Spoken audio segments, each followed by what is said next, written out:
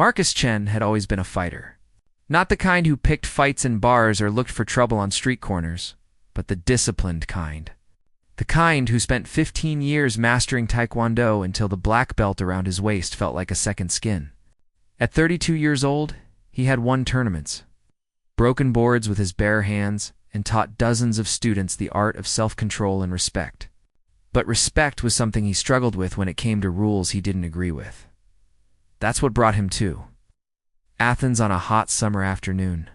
Standing in line with hundreds of tourists waiting to see the tomb of the unknown soldier, the marble monument stood gleaming white under the Mediterranean sun.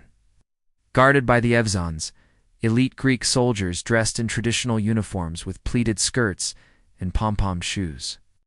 Marcus had read about them online, seen videos of their ceremonial march, and honestly thought the whole thing looked ridiculous. His girlfriend Sarah stood beside him, camera ready, excited to witness the famous changing of the guard. She had been planning this trip for months, marking locations on maps, reading guidebooks, until the pages were dog-eared. Marcus had agreed to come along, but his patience was wearing thin in the heat. Sweat dripped down his back and the crowd pressed close around him, everyone jockeying for the best view. "Isn't this amazing?" Sarah whispered, her eyes bright with excitement. "The ceremony is about to start." Marcus grunted in response. He watched as two guards stood perfectly still at their posts, their faces blank masks showing no emotion. Their rifles rested against their shoulders, and they didn't blink, didn't shift, didn't acknowledge the hundreds of people pointing cameras at them. To Marcus, it seemed like a waste of time. Just standing there, playing dress-up for tourists. The ceremony began with slow, deliberate movements. The guards lifted their legs high with each step, their movements synchronized and precise. The crowd fell silent, mesmerized by the display. But Marcus felt something different building in his chest. It wasn't awe or appreciation. It was irritation mixed with something darker, something that had been growing in him for months. Back home, Marcus had been passed over for a promotion at work. His younger, less experienced colleague got the position instead, and Marcus had been forced to smile and congratulate him.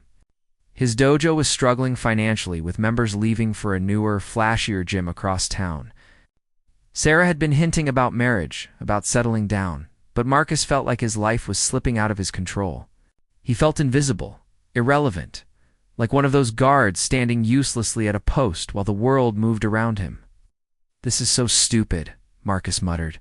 Loud enough for nearby tourists to turn and frown at him, Sarah tugged on his arm.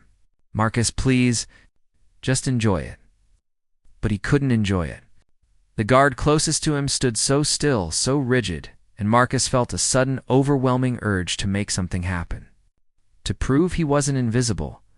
To show everyone that their precious ceremony wasn't so impressive. His martial arts training had taught him discipline. But right now, all he could think about was breaking through that wall of stillness. Without thinking it through, without considering the consequences, Marcus stepped forward. The crowd around him gasped as he broke through the invisible barrier between spectators and the sacred space. His body moved on instinct, his legs swinging up in a perfect roundhouse kick. Years of training made his movement fluid and fast. His foot connected with the side of the guard's face with a sharp crack that echoed off the marble monument. For a split second, everything froze. The guard's head snapped to the side from the impact, and Marcus felt a rush of adrenaline surge through his body. He had done it. He had broken their perfect ceremony, proved it was all just for show. The crowd around him erupted in shouts and screams. Sarah's voice cut through the chaos, high and panicked, calling his name.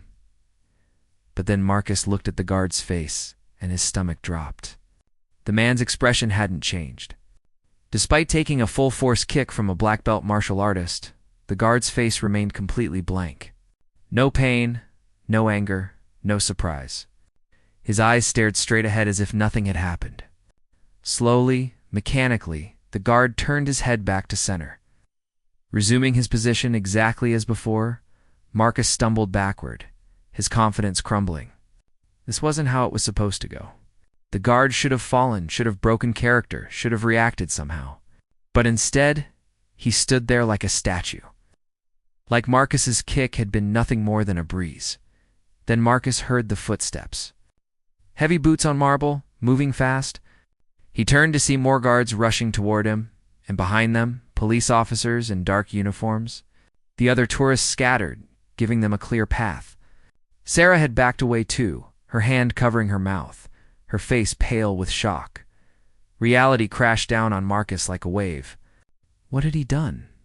His training had taught him to honor opponents, to fight only when necessary, to never strike someone who couldn't defend themselves. And he had just kicked a guard who was bound by duty to stand still, who couldn't fight back even if he wanted to. The realization made Marcus feel sick.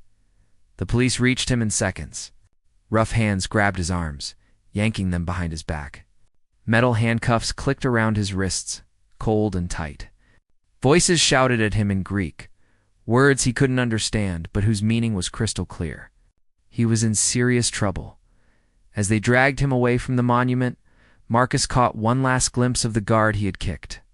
The man still stood at attention, his face unmarked, despite the force of the blow, his expression unchanged. But now Marcus saw something different in that stillness. Not weakness or stupidity, but an incredible strength. The strength to stand firm no matter what happened, to maintain discipline even when attacked, to honor a duty bigger than any individual moment. Marcus had spent 15 years learning to kick and punch and break things. But in that moment, being pulled away in handcuffs while tourists filmed him with their phones, he realized his training had never taught him the most important lesson. True strength wasn't about what you could destroy. It was about what you could endure. The police station smelled like stale coffee and floor cleaner. Marcus sat on a hard metal bench in a holding cell. His hands finally free from the handcuffs, but his wrists still aching from how tight they had been. The cell was small, with gray concrete walls and a single barred window too high to see through. He could hear voices echoing down the hallway, footsteps, doors slamming. But he was alone with his thoughts, and those thoughts were not kind. 3 hours had passed since the incident at the tomb. 3 hours of being photographed, fingerprinted, interrogated by officers who spoke broken English and looked at him with a mixture of anger and disgust. They had taken his phone, his wallet, his belt, even his shoelaces. Sarah had tried to follow the police car, but they had sent her away. Marcus didn't know where she was now, didn't know if she would even want to see him after what he had done. His jaw hurt from clenching it so hard. His right foot, the one he had used to kick the guard, throbbed with a dull ache. He had kicked that man with everything he had, the same force he used to break wooden boards stacked 3 inches thick. The guard should have gone down, should have at least staggered. But he had stood there like Marcus had barely touched him. And that impossibility kept replaying in Marcus's mind. Who were these guards? What kind of training did they have?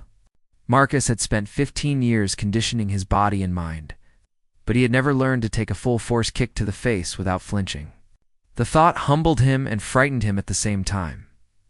A door clanged open down the hallway. Marcus heard footsteps approaching. A police officer appeared, older than the others, with gray hair and tired eyes. He unlocked the cell door and gestured for Marcus to follow. Marcus stood on shaky legs and walked behind the officer through a maze of corridors until they reached a small office. Inside sat a man in civilian clothes, maybe 50 years old, with a weathered face and the bearing of someone used to command. He wore no uniform, but something about him screamed military. The officer left, closing the door behind him, and Marcus was alone with the stranger. "Sit," the man said in perfect English, gesturing to a chair across from the desk. Marcus sat. His mouth was dry, and his hands trembled slightly, though he tried to hide it. The man studied him for a long moment, his dark eyes seeming to look right through Marcus's skin to whatever was underneath. Finally he spoke. "My name is Colonel Dimitris Papadopoulos. I served with the Evzons for 20 years before moving into command. The guard you assaulted today is one of my men." Marcus opened his mouth to say something, maybe to apologize or explain, but the colonel held up a hand. "I did not come here to listen to your excuses. I came because I am curious. You have martial arts training, yes? Black belt in Taekwondo?" Marcus nodded, unsure where this was going. Then you understand discipline. You understand respect. Yet you chose to attack a man who could not defend himself, who was bound by duty to remain at his post. Why? The question hung in the air like a weight. Marcus wanted to give an answer that would make sense, that would make him sound less pathetic. But sitting in that cold office, with the reality of what he had done fully sinking in, he couldn't find the words to defend himself. "I don't know," he finally whispered. "I was angry. At everything. My life hasn't been going the way I wanted, and I wanted to do something. To feel like I had some control." The colonel leaned back in his chair, his expression unreadable. "So you chose to take your anger out on a young man doing his duty to honor the fallen soldiers of his country. You chose to make yourself feel powerful by attacking someone who represented something greater than himself." Shame burned through Marcus like acid. Hearing it said out loud made it sound even worse than it had been in his head. "I'm sorry," he managed, his voice cracking. "I know that doesn't fix anything, but I am truly sorry." Colonel Papadopoulos was quiet for a moment. Then he asked, "Do you know what it takes to become an Evzone?" Marcus shook his head. The selection process is brutal. Out of hundreds who apply, only a handful are chosen. They must be of exceptional height, character, and physical ability. But that is just the beginning. The training that follows breaks most men. They learn to stand completely still for hours in the heat and cold. They learn to march in a way that has been unchanged for generations. They learn to endure pain without showing it, to maintain their post, no matter what happens around them. The colonel stood and walked to the window, looking out at the Athens skyline. "The guard you kicked today, his name is Andreas. He's 23 years old. He has served for 2 years. When your foot connected with his face, do you know what he felt?" Marcus couldn't answer. Pain. "Tremendous pain. Your kick broke his jaw. It will take months to heal properly." But Andreas did not move because his duty is not to himself. His duty is to honor every unknown soldier who died protecting Greece. To honor their sacrifice by standing firm no matter what comes. That is true strength, Mr. Chen. Not the strength to hurt others, but the strength to endure. The words hit Marcus harder than any physical blow could have. He had broken the guard's jaw. He had seriously injured a man who was just doing his job, who represented honor and sacrifice, and Marcus had attacked him because of his own petty frustrations. "I'm going to prison, aren't I?" Marcus asked quietly. The colonel turned to face him.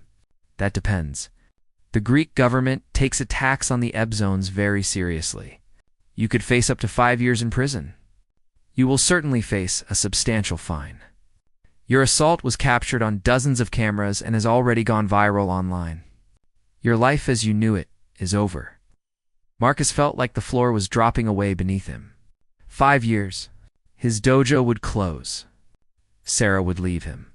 His reputation, everything he had built, would be destroyed. And he deserved it. He deserved all of it. However, the colonel continued, "Andreas has asked to speak with you. Tomorrow morning, he wants to meet with you at the hospital where he is recovering. I have arranged for you to be escorted there under guard. What happens after that conversation will determine your fate." Marcus looked up, confused. Why would he want to see me? That, Colonel Papadopoulos said, is a question you will have to ask him yourself. Marcus didn't sleep that night. The holding cell was too bright, too cold, and his mind wouldn't stop racing. Every time he closed his eyes, he saw the guard's face, saw his own foot connecting with the man's jaw, heard the crack of bone that he now knew had been real. He had broken someone. Not in a controlled tournament with rules and referees, not in self-defense. He had broken an innocent man who was just standing there. And the weight of that reality pressed down on his chest until he could barely breathe. Morning came slowly, announced by the sounds of the police station coming to life. Officers changing shifts, doors opening and closing, the smell of coffee drifting through the corridors. Marcus was given a tray with bread, cheese, and water that he couldn't bring himself to eat. His stomach felt like it was tied in knots. 2 officers came for him around 9 in the morning. They handcuffed him again, though they weren't as rough as the ones from yesterday. One of them, a younger officer with kind eyes, even offered him a sympathetic look as they led him out to a waiting police car. The drive through Athens should have been interesting. Marcus had barely seen any of the city before the incident, but he stared blankly out the window, not really seeing the ancient buildings and busy streets. The hospital was modern and clean, all white walls and the smell of antiseptic. The officers led him through hallways where nurses and doctors glanced at him with curiosity and judgment. They all knew who he was. His face had been all over the internet by now. The video of his attack shared millions of times with angry comments in dozens of languages. Tourist assaults guard. Black belt attacks defenseless soldier. American disrespects Greek monument. He had become exactly what he always hated, a bully who hurt someone weaker. Except Andreas wasn't weaker, Marcus reminded himself. That was the strangest part of all this. The guard had taken a kick that should have knocked him unconscious, and he had barely moved. What kind of strength did it take to do that? They stopped outside a hospital room on the 3rd floor. One of the officers knocked gently, then opened the door. Inside, Marcus could see a figure in a hospital bed, face wrapped in bandages, hooked up to an IV. The officer removed Marcus's handcuffs but stayed by the door. "You have 20 minutes," he said in accented English. Marcus stepped into the room, and the door closed behind him. His heart pounded so hard he could hear it in his ears. Andreas lay propped up on pillows, his jaw completely immobilized by metal fixators and white bandages. Only his eyes were clearly visible, dark brown, and watching Marcus approach. A laptop sat on the rolling table beside the bed, presumably for Andreas to type since he couldn't speak. Marcus didn't know what to say. What could he possibly say that would matter? Sorry seemed too small, too meaningless for what he had done. He stood there awkwardly, his hands fidgeting at his sides. Wishing the floor would swallow him whole, Andreas gestured to a chair beside the bed. Marcus sat down, still unable to meet the guard's eyes. The silence stretched between them, heavy and uncomfortable. Finally, Andreas began typing on the laptop, his fingers moving slowly. After a moment, he turned the screen toward Marcus. The words were in English, typed carefully with correct grammar. "Why did you do it?" The same question everyone kept asking. The question Marcus still didn't have a good answer for. He forced himself to look at Andreas, to face the man he had hurt. "I was angry at my life," Marcus said slowly, his voice rough with emotion. "I felt like I had no control over anything. I saw you standing there, and something in me just snapped. I wanted to prove I was strong, that I mattered, but I was wrong. I was completely wrong, and I am so sorry." Andreas typed again. "Did it make you feel strong?" Marcus thought about the question, about the moment after his kick landed, when he had felt that brief rush of power. Then about everything that came after, the shame and guilt and self-hatred that had been crushing him ever since. "No," he admitted. "It made me feel like the weakest person alive." Andreas nodded slightly, wincing at the movement. His fingers moved across the keyboard again. "I forgive you." Marcus stared at the words on the screen, not believing them. "What? How can you forgive me? I broke your jaw. I attacked you while you couldn't fight back. I don't deserve your forgiveness." More typing. "Forgiveness is not about what you deserve. It is about choosing not to carry hatred. If I hold on to anger, it will hurt me more than your kick did. My jaw will heal. But hatred?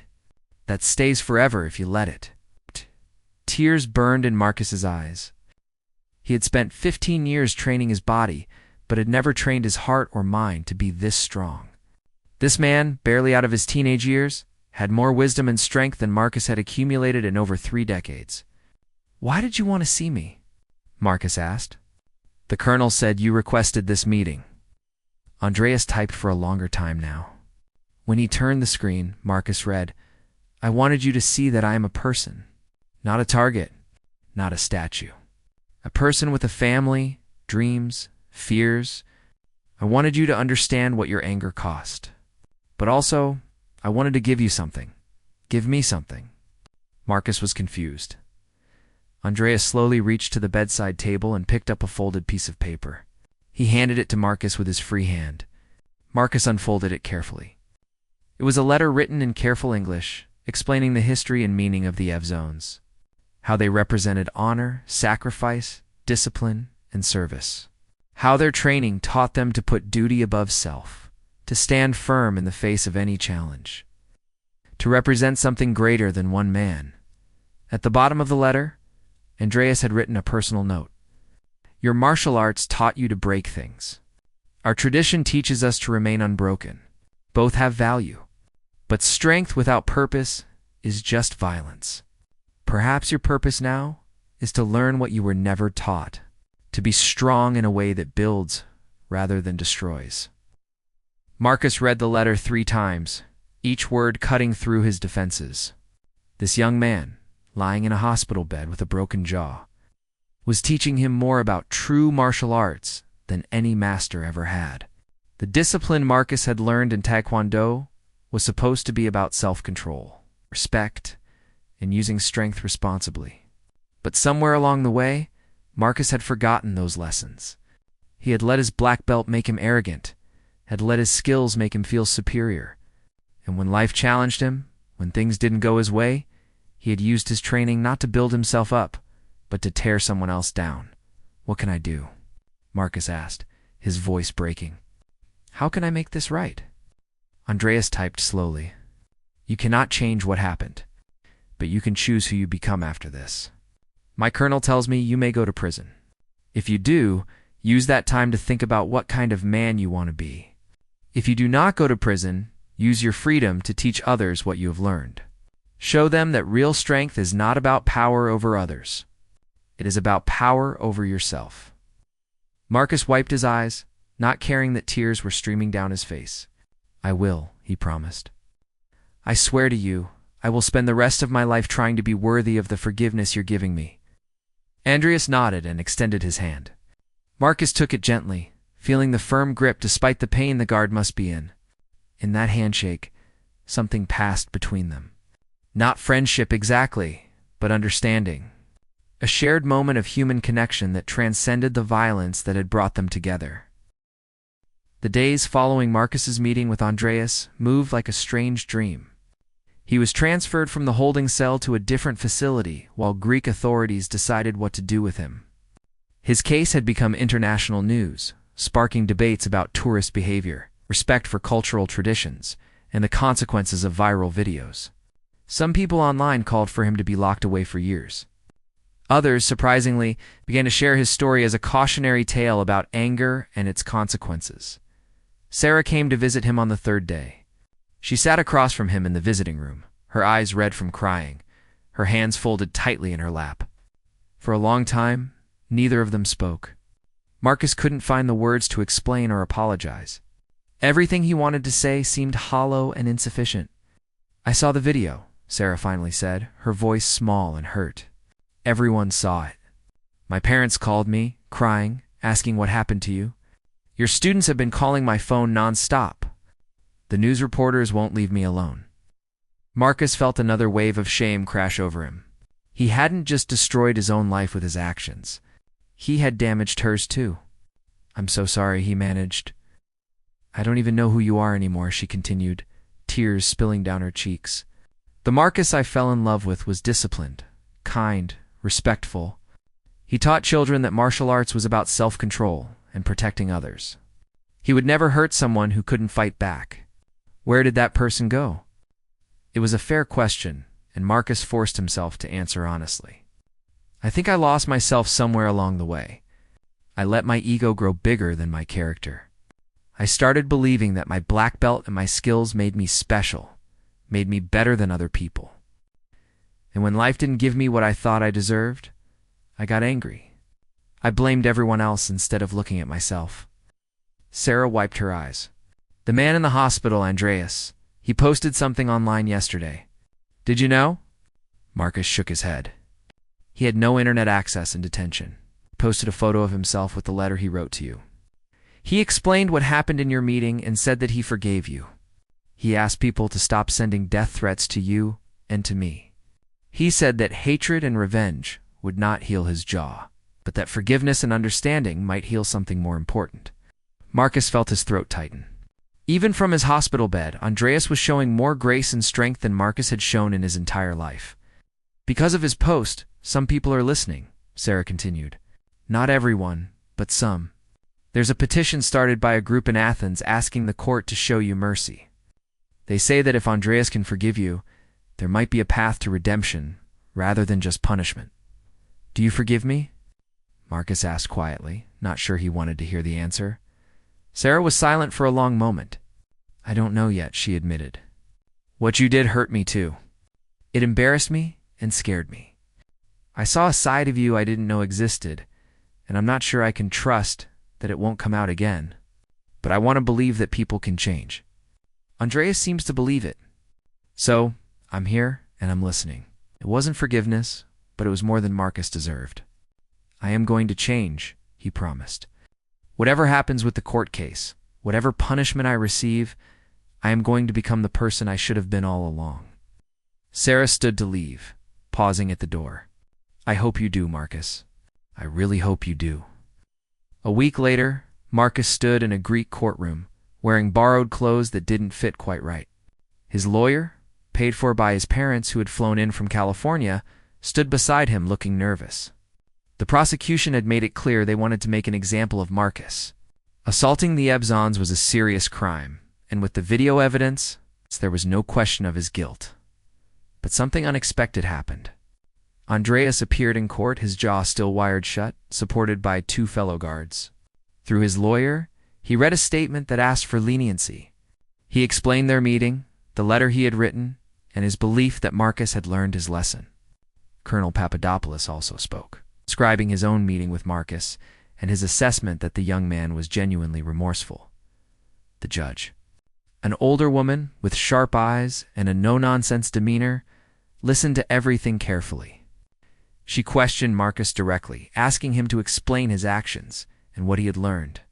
Marcus spoke from his heart, not trying to make excuses, but simply telling the truth about his anger, his arrogance, and the profound lesson he had learned from the man he had hurt. When all the testimony was finished, the judge took a recess to consider her verdict. 2 hours felt like 2 years. Marcus sat with his lawyer, his hands shaking, knowing his entire future hung in the balance. His parents sat behind him, his mother quietly crying, his father's hand on his shoulder. Finally, they were called back into the courtroom. The judge looked at Marcus with an expression he couldn't read. Mr. Chen, she began, what you did was reprehensible. You assaulted a guard who was honoring the fallen soldiers of our nation. You disrespected our traditions and our culture. Your actions caused serious physical harm and international embarrassment. Marcus's heart sank. This was it. Years in prison, his life effectively over. However, the judge continued, I have also heard testimony about your remorse, about the extraordinary forgiveness shown by your victim, and about your apparent recognition of the gravity of your actions. Greece has a choice to make. We can punish you severely as a warning to others, or we can trust that you have truly learned from this experience and give you an opportunity to demonstrate that change. She paused, letting the weight of her words settle. I am sentencing you to 2 years in prison, suspended. This means you will not serve jail time unless you commit another crime. However, you will be required to complete 1,000 hours of community service to be performed at organizations that promote cultural understanding and respect. You will also pay a substantial fine to cover Andreas's medical expenses and donate to a fund supporting the families of fallen Greek soldiers. Additionally, you are banned from entering Greece for 10 years. Marcus felt his knees go weak with relief. It was still serious, still life-changing, but it wasn't prison. It was a chance. A second chance he knew he didn't deserve, but would spend the rest of his life trying to earn. Do not mistake my leniency for weakness, Mr. Chen, the judge added sternly. You are receiving this opportunity because a young man you hurt has shown incredible grace. If you waste this chance, if you ever commit an act of violence again, I will personally ensure you serve the maximum sentence. Do you understand? Yes, Your Honor, Marcus said, his voice thick with emotion. Thank you. I understand completely. As the court dismissed, Andreas made his way over to Marcus. He extended his hand again, and Marcus shook it carefully, mindful of the guard's injuries. Andreas couldn't speak, but his eyes said everything that needed to be said. This was not an ending, but a beginning. Marcus returned to California 3 days after the trial. The world he came back to was completely different from the one he had left. The video of his attack had been viewed over 50 million times. His face was recognizable everywhere he went. Some people glared at him with disgust. Others approached him to tell him he was scum. A few, surprisingly, stopped him to say they appreciated Andreas's message about forgiveness and hoped Marcus would truly change. His dojo was closed when he arrived. The building owner had terminated his lease the day after the video went viral. Parents had pulled their children from classes immediately, not wanting their kids associated with an instructor who would attack a defenseless person. Marcus stood outside the empty building, looking through the window at the space where he had taught for 8 years, and felt the full weight of his actions settle on his shoulders. His apartment was filled with unopened mail, mostly bills and legal documents. His phone had hundreds of messages, most of them angry, some threatening. He had to change his number twice in the first week. Job applications went unanswered. Nobody wanted to hire the guy from that video. The black belt incident guy. The tomb guard attacker. That's who he was now in the public eye. No amount of explaining would change those first impressions.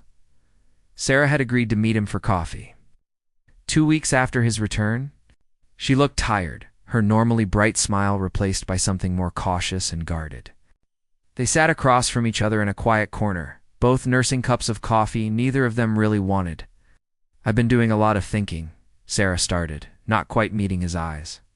"About us, about what happened, about everything." Marcus braced himself, knowing what was coming.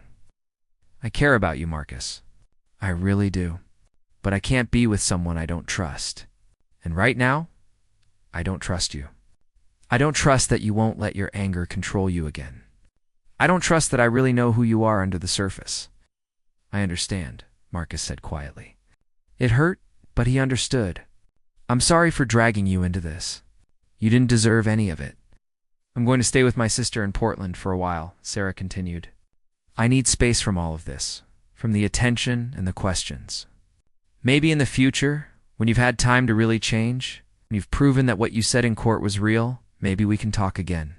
But right now, I need to take care of myself." She stood to leave, pausing to place her hand briefly on his shoulder. "I hope you find what you're looking for, Marcus. I hope Andreas's faith in you wasn't misplaced." Then she was gone.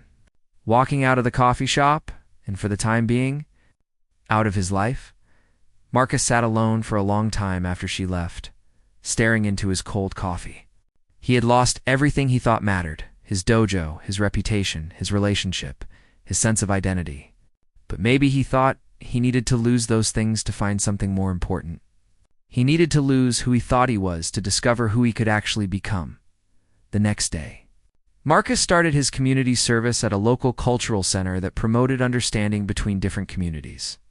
His supervisor, a woman named Mrs. Rodriguez, was kind but firm. She assigned him to help organize cultural festivals, assist with language classes, and work with refugees adjusting to life in America. The work was humbling.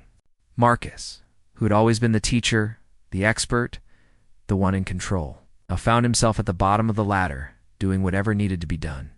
He cleaned bathrooms, moved furniture, set up chairs, served food. Tasks that once would have seemed beneath him now felt like opportunities to prove he could be useful, could contribute positively to the world. He met a Syrian family who had fled war, a grandmother from Vietnam who still had nightmares from her escape decades ago, and a young boy from Somalia who dreamed of becoming a doctor. Their stories of survival, of enduring unimaginable hardships while maintaining their humanity, put Marcus's own struggles in perspective. He had kicked a guard because he was frustrated with his life. These people had lost everything and still found the strength to smile, to hope, to rebuild. After a month of community service, Marcus received an unexpected email. It was from Andreas, whose jaw had finally healed enough for him to speak and type more icily. The email was short but meaningful. "Dear Marcus, I hope you are well. I wanted to tell you that I have been following your work at the Cultural Center. Mrs. Rodriguez is a family friend, and she tells me you are working hard and treating everyone with respect. I am glad to see this. I also wanted to share something with you. Because of what happened between us, I have received many messages from people around the world. Some are angry, but many are asking questions about discipline, forgiveness, and strength. I have been thinking about starting a foundation to promote these values, to teach young people what true strength means. Would you be willing to help me with this project? I believe your experience, both the good and the bad, could help others avoid the mistakes you made. Think about it and let me know. Andreas. Marcus read the email 5 times, hardly believing what he was seeing. Andreas wanted to work with him, wanted to use their story to help others. It seemed too good to be true. It's too generous for someone Marcus had hurt so badly. But as he thought about it more, Marcus began to understand. Andreas wasn't doing this for Marcus. He was doing it because he saw an opportunity to turn something terrible into something meaningful. And he was offering Marcus the chance to be part of that transformation. Marcus replied immediately, accepting the offer and thanking Andreas for his continued grace. They began video calling weekly, discussing ideas for the foundation. Andreas spoke about the values the F zones represented, about discipline that came from within rather than being imposed from outside, about strength that protected rather than dominated, about honor that required no audience. Marcus shared his own journey, how his martial arts training had taught him techniques, but had failed to teach him wisdom. He talked about how easy it was to confuse physical power with real strength, to mistake control over others for control over oneself. Together, they began drafting a curriculum that combined physical training with emotional and ethical education. As the weeks turned into months, Marcus found himself changing in ways he hadn't expected. The anger that had simmered under his surface for so long began to fade, replaced by something calmer and more purposeful. He started meditating, something he had always dismissed as too soft or new age. He began reading philosophy, particularly the writings of martial artists, who emphasized the spiritual aspects of combat training. He volunteered extra hours at the cultural center. Not because he had to, but because he wanted to. One evening, Mrs. Rodriguez asked him to speak to a group of troubled teenagers who were part of a court-ordered program. They were kids who had made mistakes, who had let anger and frustration lead them down destructive paths.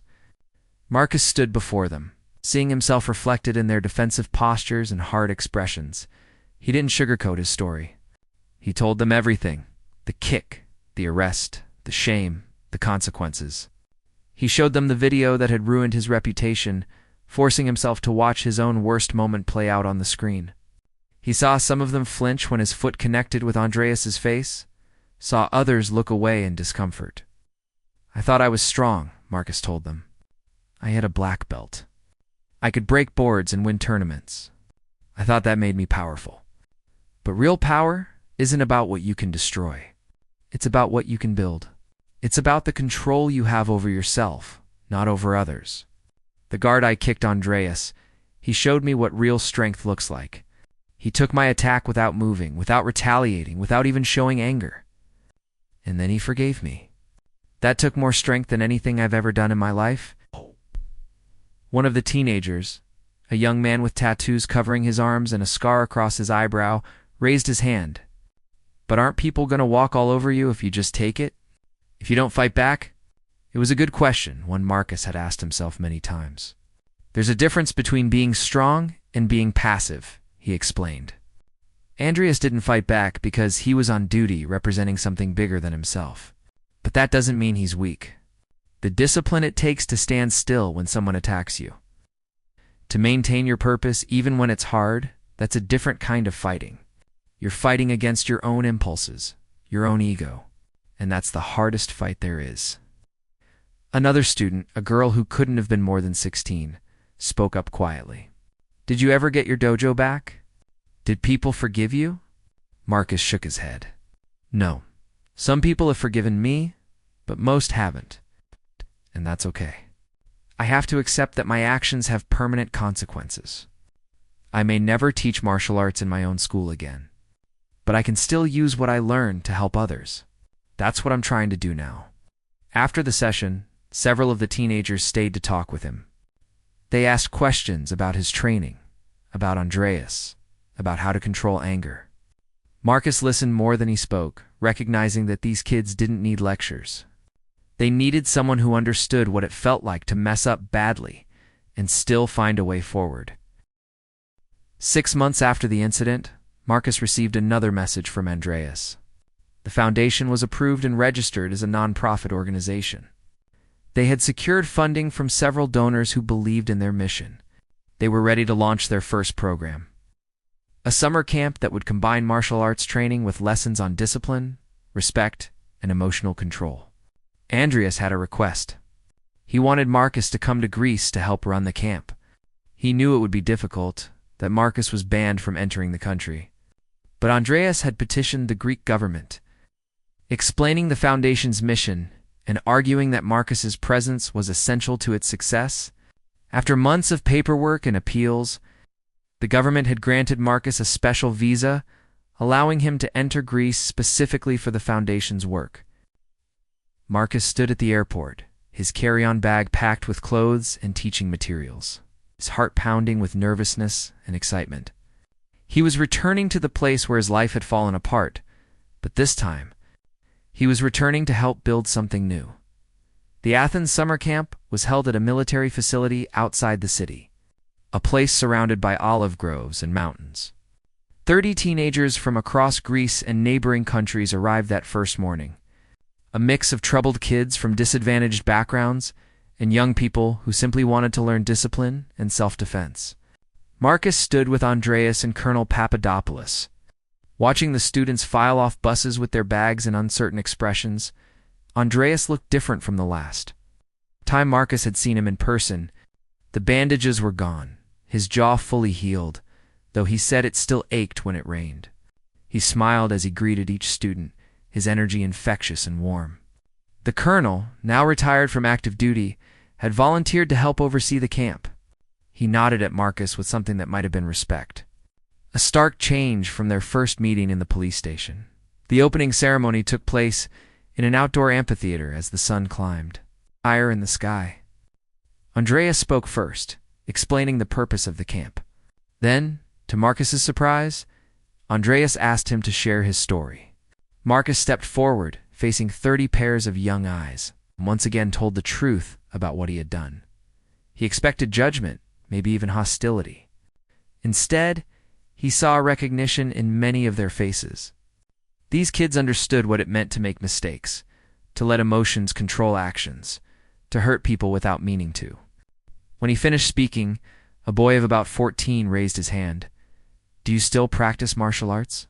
the boy asked in careful English. "Every day," Marcus answered, "but differently than before. Now, I practice to discipline myself, not to prove anything to anyone else. I practice to remind myself that strength without wisdom is just violence." A girl with serious eyes asked, "Are you and Andreas friends now?" Marcus glanced at Andreas, who smiled slightly. "I would say we're something more important than friends," Marcus replied. "We're teacher and student, both learning from each other. He teaches me about forgiveness and duty. I teach him about, well, I'm still figuring out what I have to teach him. You teach me about second chances," Andreas said, stepping forward. "About how people can change if they truly want to. Not everyone believed you could change, Marcus. But I did, and you proved me right. That gives me hope for all of you here. No matter what mistakes you've made, you can choose who you become next." The camp days were structured and intense. Mornings began with physical training taekwondo basics taught by Marcus. F-zone marching drills led by Andreas and several of his fellow guards. The students complained at first about the repetitive nature of the marching, about standing still for extended periods, about the precise movements that had to be executed exactly right. But gradually, Marcus saw the same lesson sinking in that had transformed him. Discipline wasn't about restriction. It was about freedom. Freedom from being controlled by impulses, emotions, and ego. Afternoons were dedicated to discussions and workshops. They talked about anger management, about cultural respect, about the difference between confidence and arrogance. They practiced meditation and breathing exercises. Colonel Papadopoulos shared stories from his military career, emphasizing themes of duty, sacrifice, and honor.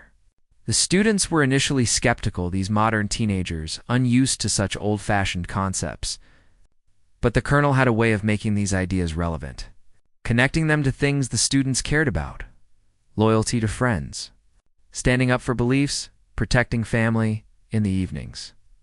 The students had free time to socialize, play sports, or practice what they had learned.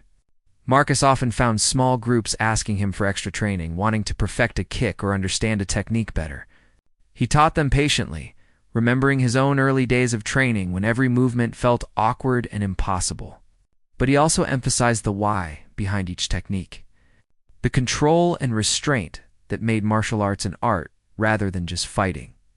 One evening, Marcus sat alone on a hill overlooking the camp, watching the sun set over the mountains. Andreas climbed up to join him, carrying 2 bottles of water. They sat in comfortable silence for a while, listening to the sounds of students laughing in the distance. "I got an email from Sarah yesterday," Marcus finally said. "She saw the news article about the camp. She said she was proud of what we're doing. Are you two going to try again?" Andreas asked. Marcus shrugged. "I don't know. Maybe someday. Right now, I need to focus on becoming the person who deserves a second chance with her. That's going to take time." "Time and consistent action," Andreas agreed. "Words are easy. Change is hard. How do you do it?" Marcus asked suddenly. "How do you forgive so completely? When I kicked you, when I broke your jaw, didn't you hate me even a little?" Andreas was quiet for a moment, considering. "Of course I was angry. I'm human. But I remembered something my grandfather told me before I joined the Evzones. He was a guard too, many years ago. He said that when you stand at that post, you represent every Greek soldier who ever lived. Every sacrifice ever made for the country. You stand for something bigger than yourself. When you kicked me, if I had broken position to fight back or to run away, I would have dishonored all of them. My pain was temporary. Their sacrifice was permanent." He paused, taking a sip of water. "But also, I saw your face right after you kicked me. I saw the immediate regret, the shame. I knew in that moment that you were not evil, just lost. And people who are lost can be found again if someone is willing to guide them." Marcus felt emotions welling up that he had learned to accept rather than suppress. "You saved my life, Andreas. Not physically, but in every other way. I would have destroyed myself completely if you hadn't given me this chance." "We saved each other," Andreas corrected gently. "Your attack gave me a platform to talk about forgiveness and discipline in a way that reached millions of people. Our story together has meaning because both of us chose to make it meaningful. You could have stayed angry and bitter. I could have demanded the maximum punishment. Instead, we chose something different." The camp ran for 4 weeks, and by the end, the transformation in the students was visible. They stood straighter, spoke more thoughtfully, treated each other with more respect. On the final day, each student had to give a short speech about what they had learned. Marcus listened to them talk about controlling their tempers, about thinking before acting, about the difference between being tough and being strong. Several of them mentioned his story specifically, saying it had helped them understand that everyone makes mistakes. But not everyone has the courage to truly change. One boy, the same 14-year-old who had asked about Marcus's training on the first day, stood up with tears in his eyes. "I came here because I beat up a kid at school who made fun of my mother," he said in halting English. "I thought I was defending her honor. But really I just wanted to hurt someone because I was hurting inside. Marcus's story taught me that violence doesn't heal pain. It just spreads it to others. I'm going back home to apologize to that kid and to work on controlling my anger the way I learned here."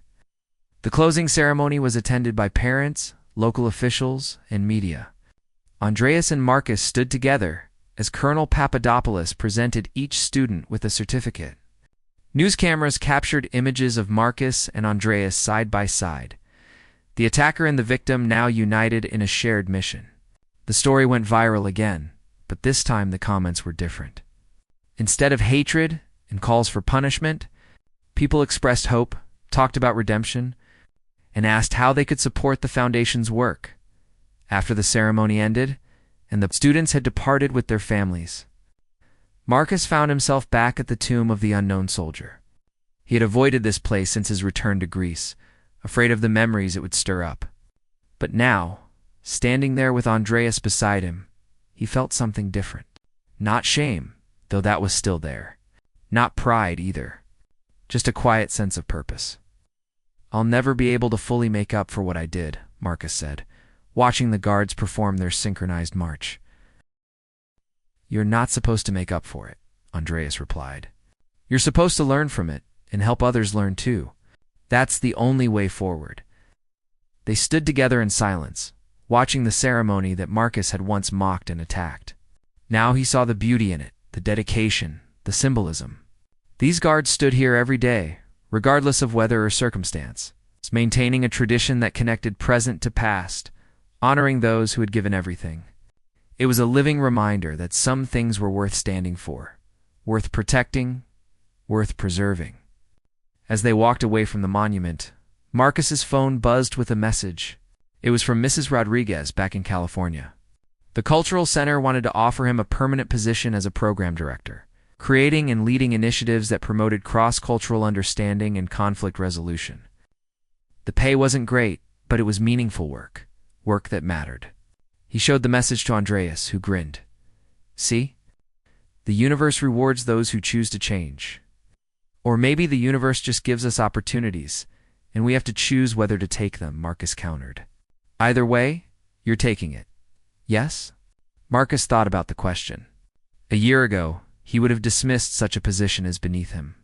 He was a martial arts master, a black belt, someone meant for greater things. But now he understood that greatness wasn't about titles or recognition. It was about the impact you had on individual lives, about the positive change you created in the world one person at a time. "Yeah," Marcus said, a genuine smile crossing his face for the first time in what felt like forever. "I'm taking it." That evening, Marcus sat in his hotel room and wrote an email to Sarah. He didn't ask her to take him back or make promises about the future. He simply told her about the camp, about the students who had changed, about the work he would be doing back home. He told her that he finally understood what she had tried to tell him many times before, that being strong wasn't about never falling down. It was about getting back up and becoming better than you were before. He ended the email with a simple line, "Thank you for believing I could be more than my worst moment. I'm finally starting to believe it too." As he hit send, Marcus looked out the window at Athens, lit up in the darkness. Somewhere out there, Andreas was probably at home with his family, maybe telling them about the camp, maybe planning the next one. 30 students were returning to their lives carrying lessons that might change their paths forever. And Marcus, once lost in anger and arrogance, had found something he never knew he was searching for, not redemption exactly, because he knew he would always carry the weight of what he had done, but purpose, direction, a reason to be better today than he was yesterday. His black belt hung in his closet back in California, the same belt he had worn on that terrible day in Athens. He would wear it again, would continue training, would keep teaching, but now it meant something different. It was no longer a symbol of power over others, but a reminder of the power he had to choose who he became with each decision, each action, each day. And that, Marcus finally understood, was the greatest strength of all.